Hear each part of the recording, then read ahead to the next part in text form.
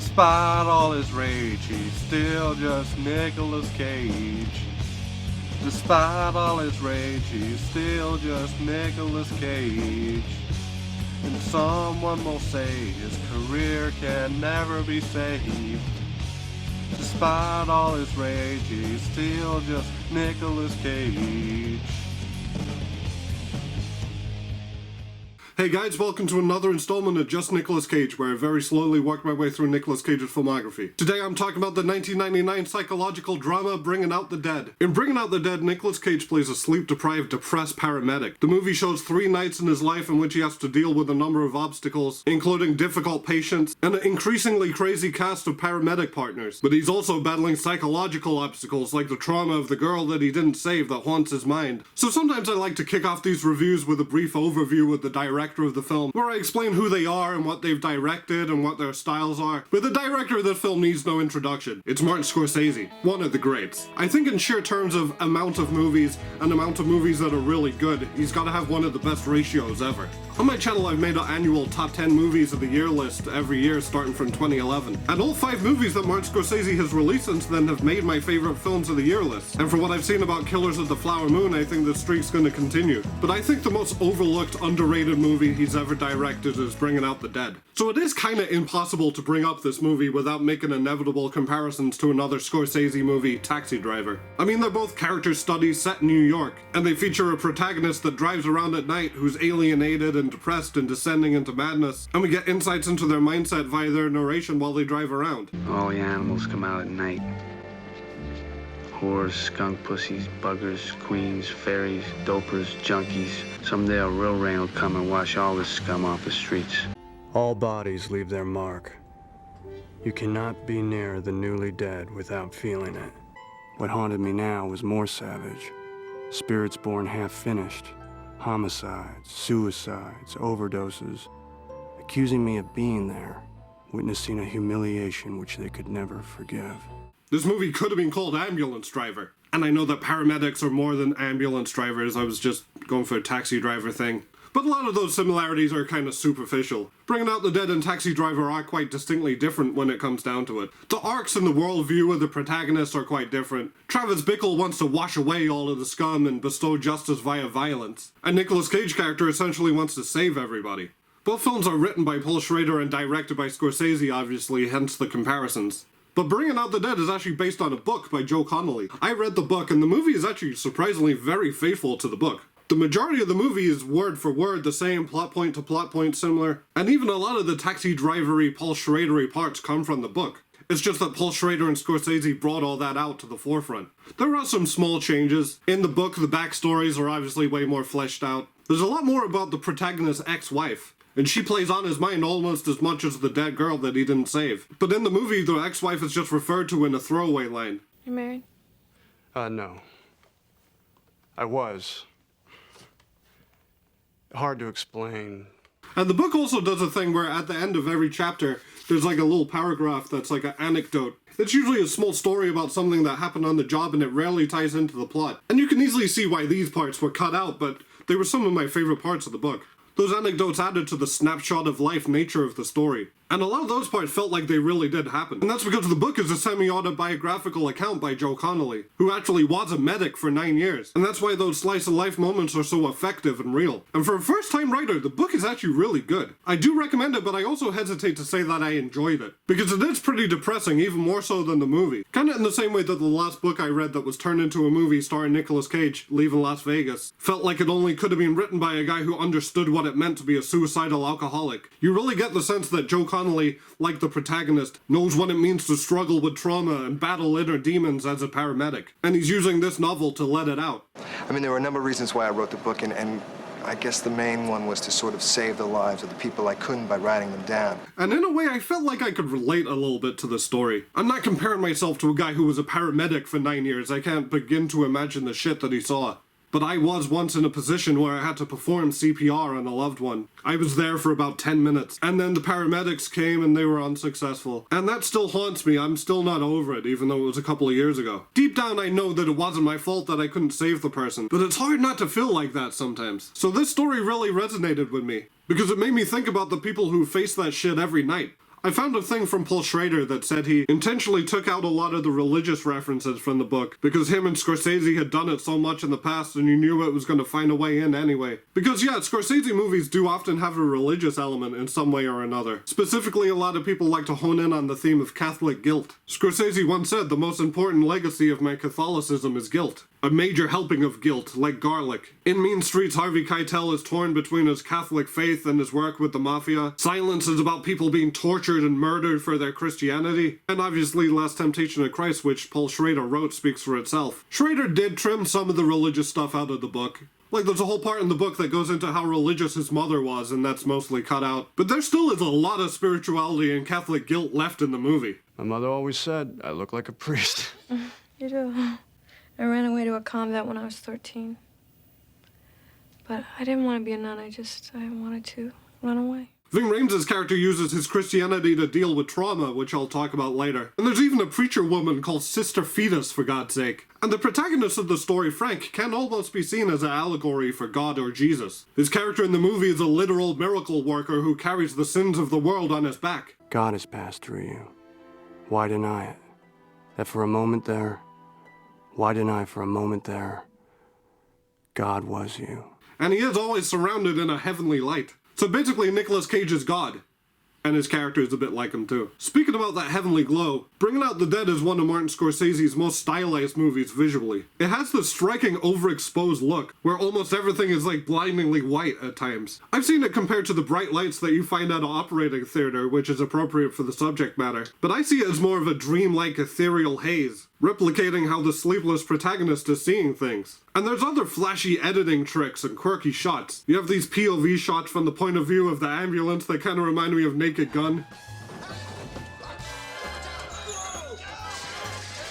And there's a lot of frantic, sped-up parts that are pretty manic. And the more unhinged Nicolas Cage's character gets, the more frequently the movie does stuff like that. There's a part I really like during a drug-induced flashback that's filmed in reverse, and you can actually see snowflakes flying upwards. It's a very powerful effect, and once again it makes the movie feel like some sort of waking dream. And the movie is often juggling a bunch at once. Everything is constantly in motion and there's so much happening at the same time, especially in the hospital scenes. You get the sense that even though you're seeing one story, there's a bunch others to tell. But I also like it when the movie gives you time to breathe. There's a nice part where the camera just lingers on Patricia Arquette and Nicolas Cage not saying or doing anything. It's something that's quite unnecessary to the movie, but there's also something kind of beautiful and peaceful about it, especially because it's surrounded by so much other craziness. So as I said, I did find this movie to be quite depressing. I mean, it deals with death, depression, and trauma. It's heavy subject matter. But the movie can also be quite comedic in a dark way. There's a part with the crazy guy played by Mark Antony who's begging Nicolas Cage to kill him. So Cage lies to him to calm him down and he says, "I'll take you to the hospital where they'll kill you instead."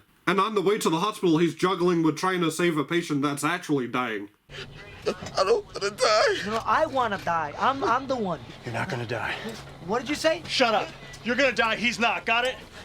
Oh, my head. That's pretty funny for a scene involving a guy that's about to bleed out. There's also a pretty funny exchange that's like the opposite of that scene, you know, in a cop movie where the chief is like, "Hey, if you do one more mistake, I'm gonna take your badge." You're killing me. Do you know that? You got no sick time left, according to command. I mean, I was told to terminate.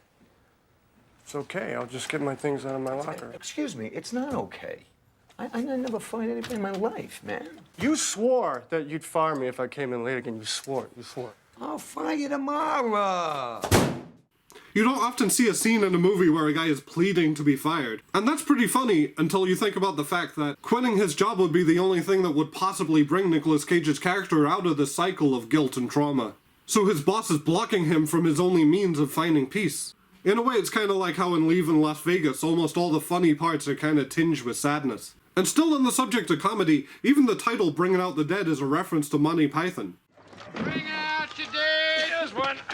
Ninepence. I'm not dead. What? Nothing. Here's your ninepence. So let's get into the characters and performances, starting with Nicolas Cage. Nicolas Cage is very good here as a man who's burnt out and exhausted. And even just by looking at Nicolas Cage in this movie, you go, yep, that's a guy who's burned out and exhausted. He's pale with giant bags under his eyes, and he looks worse and worse as the movie goes on. He kind of looks like a guy in a zombie movie who's been bitten and he's trying to play it off like, everything's okay. Apparently during the filming of this movie, Nicolas Cage would work at night, and then on the weekends he would get on the plane plane to see his son, and they go back to work, and this was a 6-month shoot. So Nicolas Cage actually was quite exhausted during the filming, and he brought that into his performance. And it's a great performance, I would say one of its best. His acting here isn't flashy, and his performance is mostly internalized, but he carries a lot of emotion on his face. Nicolas Cage actually rode along with paramedics in preparation for the role, and he nails the portrayal of a guy who's clinging on to his sanity by a thread. He's relatively understated for the most part, but you can tell there's something under the surface ready to burst. And yes, he inevitably does burst.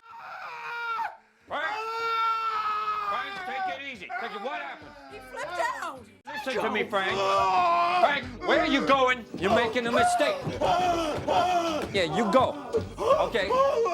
That's one of those Nicolas Cage freakouts that isn't fun. Like when he freaks out in Deadfall or Vampire's Kiss, it's funny. But here you just go, oh man, the poor guy, it's really good acting. And the character that he's playing, Frank, is really compelling and interesting. He's a man who clearly has PTSD, but he's still persevering with this job that's driving him insane. Even though they have that funny scene I talked about where the boss won't let him quit. The fact is, he could quit if he wanted to. And at one point he does even walk away from the job. But soon after he ends up right back at it. And that's his endless struggle. He talks about how great it feels when he saves a life and everything glows. But currently it's been months since he saved a life and he's been at a low point for a long time. In the book they go into it more, about how when he first started he was saving lives all the time and it was amazing. And then he dealt with a death that hit him hard. But then he met his wife and he was saving people again and he was up. And then a girl died that he blames himself for. And this girl is haunting him throughout the story and now he's at rock bottom again. It's basically an addiction. Literal drugs play a big part in the movie. But this character is essentially chasing the dragon of that feeling you get when you save someone. He even compares it to a drug.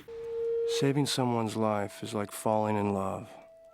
The best drug in the world. I don't want to give too much away about the ending, but it does end on a slightly uplifting note. It makes it seem like things are kind of on the upswing again, and emotionally he's kind of at peace. And the movie ending is slightly more positive than the book. But to me, it didn't feel that uplifting, because I think even at the end he's still a step away from that cycle of depression. And I guess that's another thing it has in common with Taxi Driver, where Scorsese said the ending is meant to imply that he's a step away from going crazy again. I think the only way for the character to be happy is to quit his job. And that doesn't happen, so the cycle is doomed to repeat. And in a way that goes back to what I was saying about this story just being a snapshot of life. This is just 3 days in the life of a guy. The part of the story that I found most interesting was the idea of the necessity of the coping mechanism. In the book, Frank says that the problem is that he's collected all this grief but has no place to put it. He doesn't really have anything to latch onto or distract himself with. I guess he does often turn to alcohol, but I wouldn't call him an alcoholic, especially compared to his character from Leaving Las Vegas. And also, that's obviously not a healthy way to process grief. But he just seems like a guy with no interests and hobbies. Even in the book, we never really find out what he likes. And I don't consider that a flaw in the writing, by the way. He's just a guy who doesn't have an outlet, and that's why he's doing so bad psychologically. But what's really cool about the story is that Nicolas Cage's character has 3 different paramedic partners that tag along with him, and we get to see their vastly different coping mechanisms. First off, we have John Goodman, which is a nice little Raising Arizona reunion for the 2 actors. John Goodman plays a guy who gets joy out of the small things in life. He has a wife and kids, he volunteers at the fire department. In the book he likes to take photographs of dead on arrival victims, which is kind of weird. But his biggest fixation is on what he's gonna have for dinner. Chinese closes in 5 minutes. Beef lo mein. Been on my mind since I woke. Oh no! What? I just remembered I'm so stupid. I had beef lo mein last night. I can't eat the same thing 2 nights in a row. It's almost 2 o'clock. What the hell am I gonna do? I got it. Half fried chicken and fries. Let's go. As long as he gets his beef lo mein or his fried chicken or whatever, he's content. And unlike Nicolas Cage's character, he's able to go straight to sleep. Next we have Ving Rhames, which is another nice Nicolas Cage reunion from Con Air. He's a man of God. Religion is his coping mechanism. I rebuke the spirit of drugs in the name of Jesus. What's his name? I be banging. What you mean I be banging? I be banging. What the hell kind of name is I be banging? I don't know his real name. Frederick Smith. Okay, Freddie. It's Frederick. Okay, I be banging. That's the funniest part in the movie. And it's almost word for word the same in the book. Except that guy's name is Riot, not I Be Bangin'. And Riot is a lot less of a funny name than I Be Bangin', so Fair play to Paul Schrader for that change. And Ving Rhames almost steals the show. He is fantastic. In the book, you find out that one day on the job, he accidentally showed up to the wrong address. And by the time he got to the right location, the patient had died. And that severely haunted him until one day he told himself that everything that happens is God's will. In the book, he even says that everybody's got to find their own way with dealing with things. Otherwise, you become a son of a bitch or go crazy. Which brings me nicely along to the third partner in the film, Tom Sizemore, who is both crazy and a son of a bitch. Tom Sizemore's character is a fanatical, rage-fueled man who is abusive and racist, and he straight up enjoys inflicting violence. In the book, there's a flashback where a kid bleeds out in the back of an ambulance from a bullet wound, and you can see that it momentarily gets to Tom Sizemore's character. But then he rationalizes it and goes like, it's probably a good thing that he died, he'd only grow up and start killing people himself. It's just like Ving Rhames said, if you don't deal with things, you become a son of a bitch. But being a son of a bitch is Tom Sizemore's character's way of dealing with things. And just hanging around with him brings out the worst in Nicolas Cage's character. But the paramedic partners aren't the only people we see latching onto things to deal with grief. Patricia Arquette, who at the time was Nicolas Cage's wife in real life, plays a woman whose dad goes into cardiac arrest at the start of the story. She's a former junkie, and to deal with her dad being close to death, she gets back into drugs. It's her way of dealing with grief. And her and Nicolas Cage's characters spark up quite a nice friendship. Their genuine human connection together offer up a possible outlet for Nicolas Cage's trauma. But I think that ultimately Nicolas Cage's character's coping mechanism is something more internalized. It's him letting go of his past mistakes and coming to terms with the fact that he can't save everybody. But like I said earlier, I still think it's a ticking time bomb until he's back to square one. So yeah, there's some really strong characters here. And even the minor characters are memorable. Mark Anthony is great as a crazy guy who wants water and he keeps popping up throughout the movie. There's Mr. O, the local drunk who smells bad. There's the funny security guard, Gris. They really make this world feel lived in. There's even a fun cameo from Martin Scorsese who plays the dispatcher. You must go to 48th and Broadway. In front of a liquor store, you'll find a 50-year-old male, unconscious. It says here, man smells real bad. It's kind of meta when you think about it too. The dispatcher's job is to tell the paramedics what to do, and he's voiced by the director whose job it is to tell the actors what to do. There's another kind of meta thing, because in the book there's a part where Frank is talking about if he does quit his job, what else would he do? And one of the jobs he mentions is Hollywood consultant. Frank is obviously a surrogate for the author Joe Connolly. And Joe Connolly actually did serve as a medical consultant on the movie. I don't even really have anything negative to say about this movie. I guess if gun to my head I had to nitpick something, there's a whole thing in the story that there's a new street drug called Red Death. It's like heroin mixed with other bad stuff. And I just think that having a fictional name for a drug outside of like a sci-fi movie is just a little bit silly. I don't see why it couldn't have just been heroin. Especially because the name Red Death is a little bit goofy. But really, who gives two shits about that? Overall, I really like this movie. As a character study, it gives you a lot to chew on and analyze. The performances are great, the characters are memorable, it's got a distinct visual style, it's a good adaptation of a book that's already good, and even the soundtrack, which I haven't even mentioned, is really cool. Like I said at the start, out of all the Scorsese movies I've watched, I think this is the most underrated. It underperformed at the box office, and it's the only Scorsese movie of the 90s that wasn't up for a single Oscar nomination. And also, you never hear anybody talk about it. I will admit, when I first watched this movie like 10 years ago, I thought it was good, but it didn't particularly resonate with me. But rewatching it now, I can truly appreciate it. Probably because I'm older now and I've been beaten down by life. But you know when somebody goes like,